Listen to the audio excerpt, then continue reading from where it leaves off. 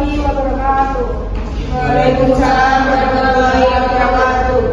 Saya di sini sebagai moderator dari kelompok 2 izin mempresentasikan tentang dermatologi yang beranggotakan 9 orang. Saya Melani Gazabilanaya. Saya Rizka Amelia. Saya Sanatila Media. Saya Chelsea Fitri. Saya Salma Sbani. Saya Bila Zayabadani. Saya Nafal Mandari. Saya Ganu Alun Bromin. Saya Muhammad Arifin. Langsung saja ke materi yang akan kelompok kami presentasikan.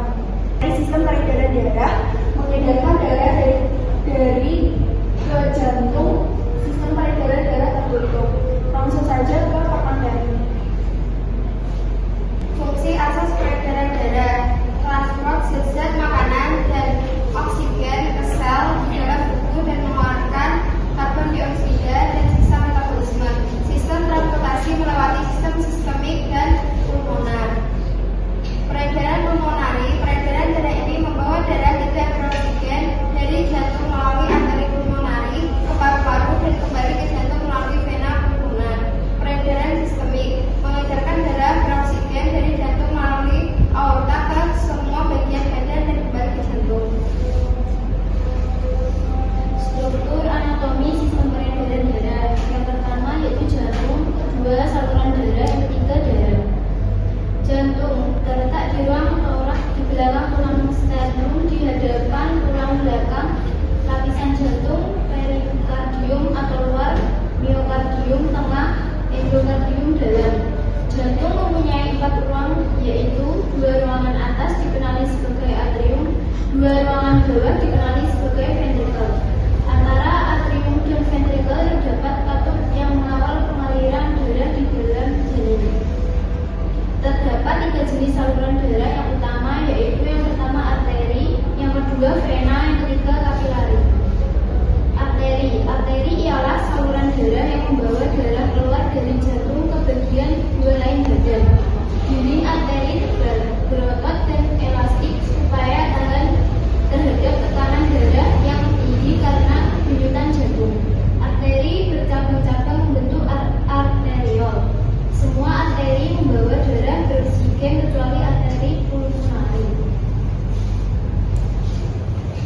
Vena, saluran darah yang membawa darah ke jantung dari bagian lain badan. Dinding lebih tipis dan besar dibandingkan arteri. Darah yang berada dalam vena mengalir pada tekanan yang rendah dan oleh itu dinding yang tebal tidak diperlukan. Saluran yang besar memberikan kurang rintangan terhadap pengaliran darah. Vena dilengkapi dengan bilik-bilik yang menentukan darah mengalir hanya dalam satu arah saja, yaitu arah ke jantung. Injap-injap ini akan tertutup jika darah mengalir ke belakang dalam alirannya. Vena yang terkecil sekali dinamakan venul.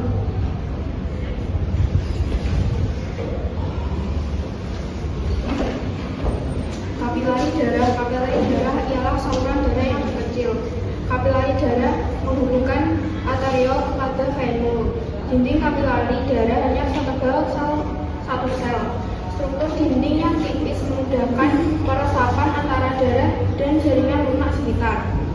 Darah terdiri 1 unsur padat. Dari hasil pelepasan eritrosit yang rusak sekresi hitam atau empedu membentuk bilirubin. Contoh, jumlah 6.000 per mili SEF full size imago darah umur kurang lebih 120 hari. Dia dimusnahkan dalam hari dan digantikan oleh sel-sel baru dalam tubuh tulang. Jenis granulosit 60%, eosinophis granulaya berwarna merah terang, basofil berwarna biru, neutrofil berwarna ungu pucat. 2 granulosit 40%, monosit, limfosit, T, fagosit, dan B antibody.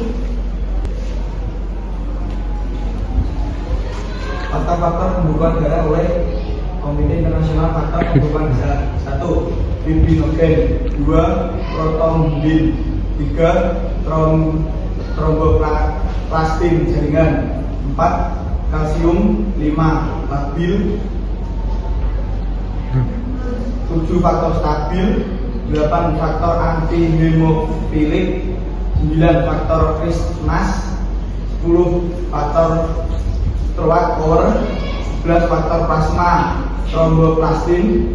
12. Faktor Bergman. 13. Faktor stabilifibrin.